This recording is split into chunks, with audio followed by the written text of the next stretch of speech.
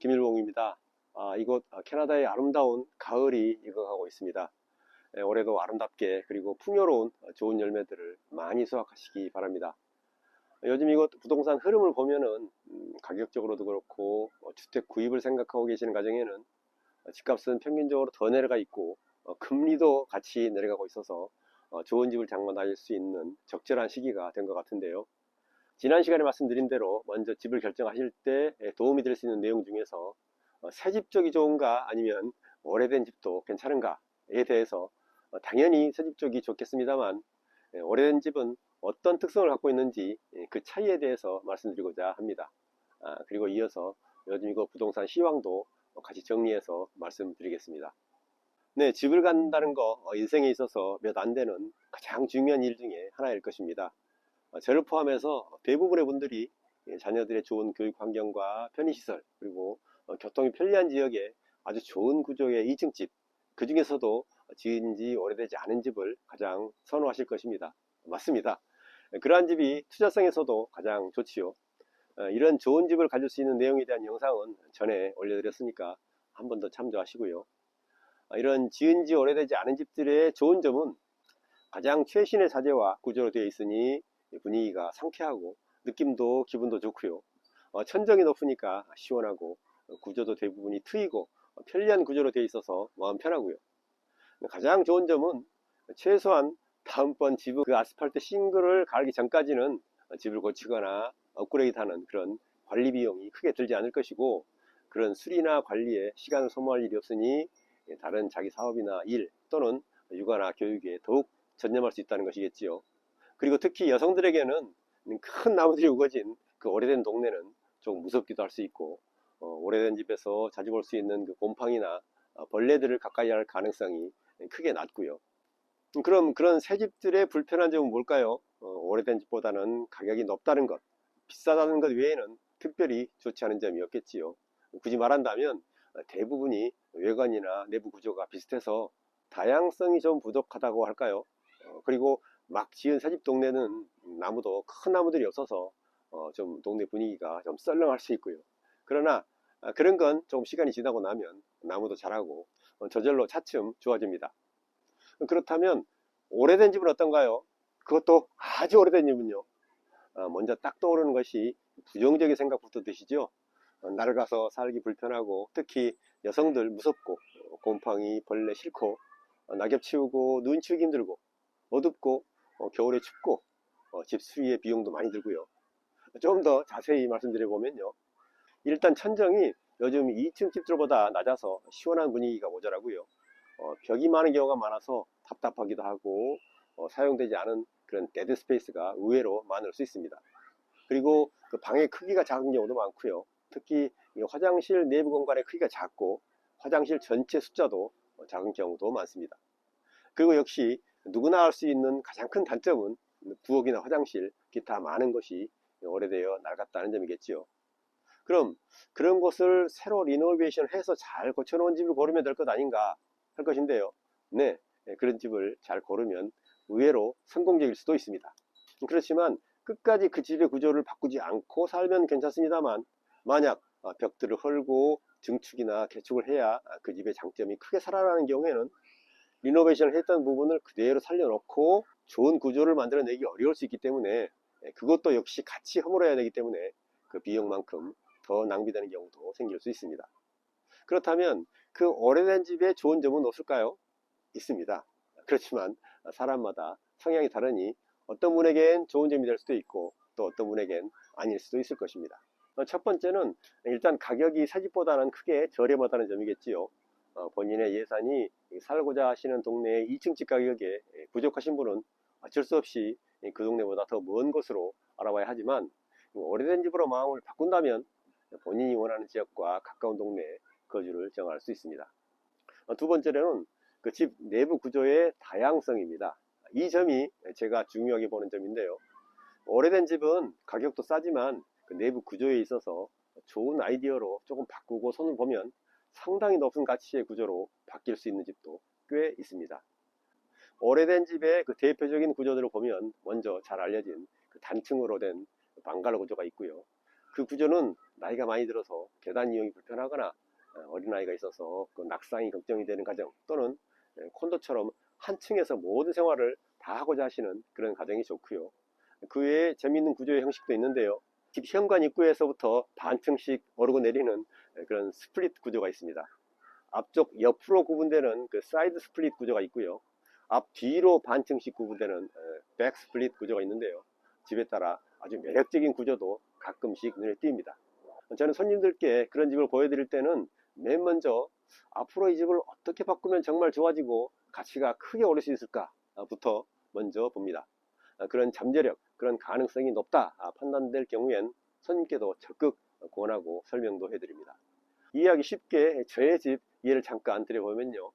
저도 처음에는 그 새집 동네 2층 집에서 아이들 키우면서 정말 잘 살다가 아이들 대학 갈 때 그 오래된 동네 마당 넓은 집에 한번 살아보고 싶어서 아주 오래된 싼 집, 그렇지만 넓은 마당이 공원에 붙어 있는 집, 그리고 더 중요했던 것은 그 집의 어떤 부분들을 바꿨을 때 내가 좋아하는 그런 형태와 느낌으로 또 그런 높은 가치가 있는 집으로 바뀔 수 있는 집, 그런 집을 찾았었는데요.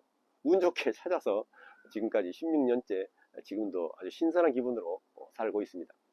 처음 입주할 때는 팔았던 집보다 산 그 오래된 집의 가격이 더 낮아서 그 차액으로 기본적으로 필요한 그 부엌과 화장실, 그리고 필수적으로 꼭 필요한 리노베이션을 하고 들어와 살다가 하나씩 구조도 더 바꾸고 벽도 없애고 계속 매년 무언가를 바꿀 게 생기고, 그 새롭게 바뀐 그것이 제 생활에 또 다른 즐거움을 주고, 또 새로운 아이디어가 생기면 또 시도하고 바꾸면서 계속 살아오는데요. 요즘은 이제 실내보다는 그 마당 쪽을 조금씩 바꿔가고 그에 대한 즐거움도 꽤 큰 것 같습니다. 우리는 보통 집을 사서 살다 보면 시간이 갈수록 다가오는 것이 지루함입니다. 처음엔 가슴 설레면서 아주 좋다고 생각했던 그 집도 오래 살다 보면 지루하게 느껴질 수 있고, 그러다 보면 페인트 색깔도 바꿔보고 가구도 여기저기 옮겨보기도 합니다. 그러나 새 집은 그 구조 자체를 바꾸기는 어렵기 때문에 그 변화를 느끼는 것에 한계가 있을 수 있지요. 그래서 그런 지루함이 다른 집으로 이사를 생각하게 하는 큰 원인 중에 하나가 되기도 합니다. 사람마다 다 성향이 다르겠습니다만 즐겁게 산다는 것은 변화를 느끼고 산다는 것과 비슷한 의미가 될 수도 있을 것입니다. 그런 변화를 위해서 우리는 가끔 멀리 여행을 가기도 하지 않나요? 그런 의미에서 본다면 이런 오래된 집이 들어가 살면서 내가 원하는 즐거움을 줄 수 있는 모습으로 바꾸어갈 수만 있다면 그런 변화의 즐거움을 크게 느끼면서 운 좋으면 그 행복감까지 느끼면서 살 수 있는 의외의 좋은 방법이 될 수도 있을 것입니다. 저희 집은 옆으로 긴 그 사이드 스플릿 구조의 2층 집이라 할 수 있는데요.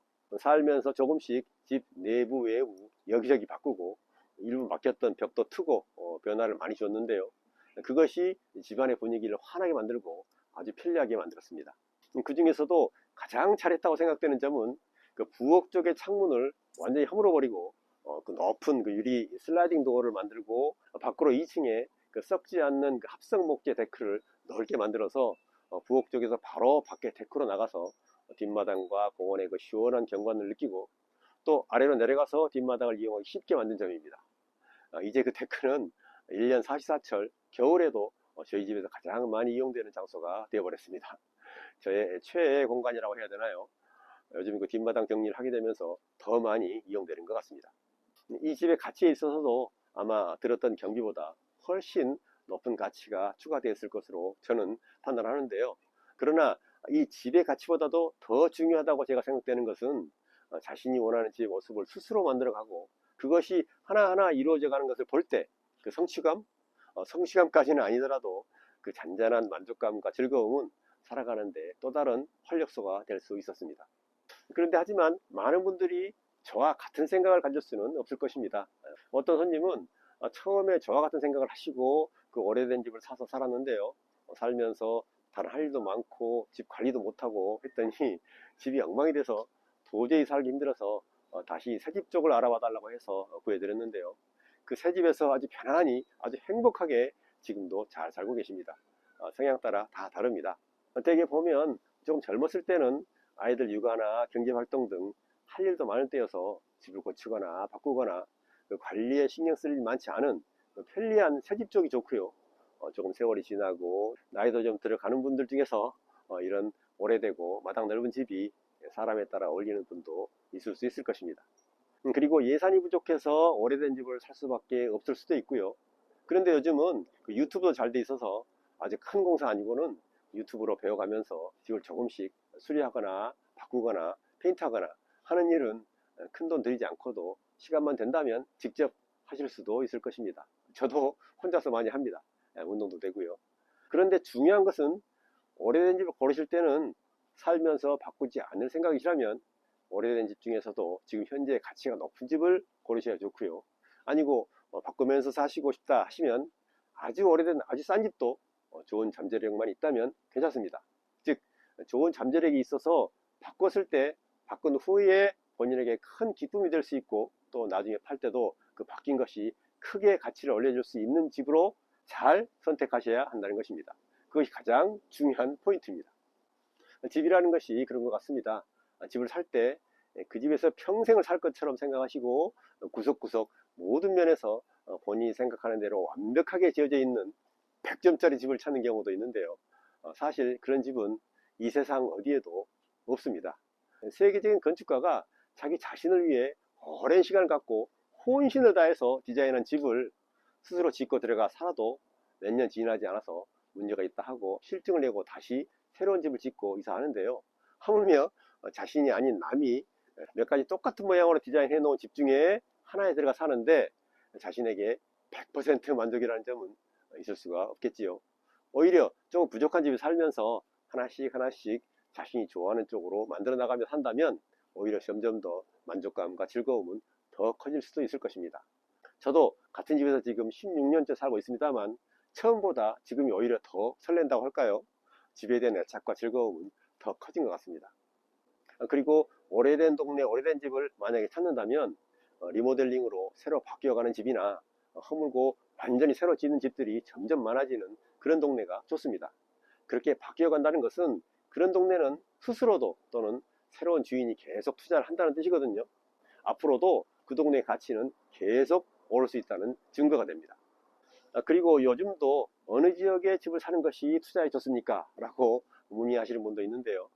어디에다 사느냐 보다도 어느 동네에서든 그 많은 집 중에서 내게 맞는 투자 가치가 높은 어떤 집을 제대로 골라서 제 가격으로 살 수 있느냐가 가장 중요합니다.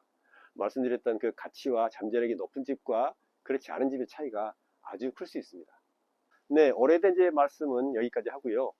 현재 이곳 토론토 지역 부동산 현황을 잠깐 말씀드리면 약 3개월 전에 이곳 토론토 부동산 시황, 특히 콘도 시황이 급격히 매물이 늘어서 가격이 많이 내려갔다고 말씀드렸었는데요. 아직도 캐나다 경제 지표들이 아주 좋지가 않습니다. 그래서 정부에서 미국보다도 먼저 금리를 연속 3번 총 0.75포인트 내려서 현재 기준금리가 5%에서 4.25%로 내려갔습니다. 그래서 9월 가을 주택시장, 즉 작은 단독주택이나 타운하우스 수요는 상당히 살아나고 있는데요. 그러나 아직 가격은 소폭 더 내려간 상태입니다. 콘도 시장은 상황이 더 좋지 않고요. 그 늘어난 많은 매물이 어느 정도 소화되어 가는, 즉 그 거래량이 관건인데요. 전에 말씀드렸던 대로 이거 토론토 부동산 시장 사이클은 지금처럼 주택과 타운하우스부터 거래량이 늘어나고 가격이 오르기 시작하면 콘도는 후행적으로 따라오르게 될 텐데요. 앞으로 10월과 12월 금리가 2번 더 내려가서 금리가 3%대가 되고 올겨울이 지나면 내년 초에는 올해 초 분위기처럼 다시 좋아지지 않을까도 예상을 해봅니다. 그런데 그 후가 올해처럼 다시 거래량이 받쳐지지 못하면 주택은 좋아져도 콘도 시장까지 매기가 크게 이어지지는 못할 수도 있을 것입니다. 그렇지만 저는 금리가 내려가는 사이클이어서 내년 시장이 올해보다 더 나빠지리라고는 크게 걱정하지는 않습니다. 오히려 걱정되는 것은 요즘 분위기가 오랫동안 좋지 않아서 금리가 앞으로 많이 내려가도 집값은 별로 오르지 않겠다 생각하시고 금리가 많이 내려갈 때까지 기다리시겠다 하실까봐 더 걱정이 되는데요. 이거 토론토 시장은 오를 때는 소리 소문 없이 오릅니다. 특히 한인들이 좋아하는 지역이나 동네는 오를 때는 가장 빨리 오르기 때문에 나중에 집값이 좀 오른다 또는 좀 올랐다 하는 소식이 나올 때는 본인이 원하는 지역의 집값은 예상외로 크게 올라가 있을 가능성도 꽤 높습니다.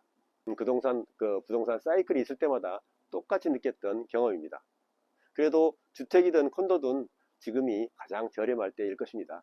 앞으로 부동산 구입 예정 가정께서는 미리 준비하시는 것이 나중에 모기지 이자율 많이 내려간 것 확인하시고 나서 실행하시는 것보다는 아마 크게 더 이익이 되실 것입니다. 부동산 구입 계획이 있으신 분은 연락 주십시오. 가치 높은 좋은 주택 콘도 제가 저희 집 정하듯 제 22년 노하우로 집중해서 도와드리면 좋은 도움이 되실 것입니다. 네, 오늘은 여기서 마치겠습니다. 이 좋은 가을날 서로서로 따뜻한 마음 많이 나누시고요. 더 유익한 내용으로 곧 다시 뵙겠습니다. 감사합니다. 바이.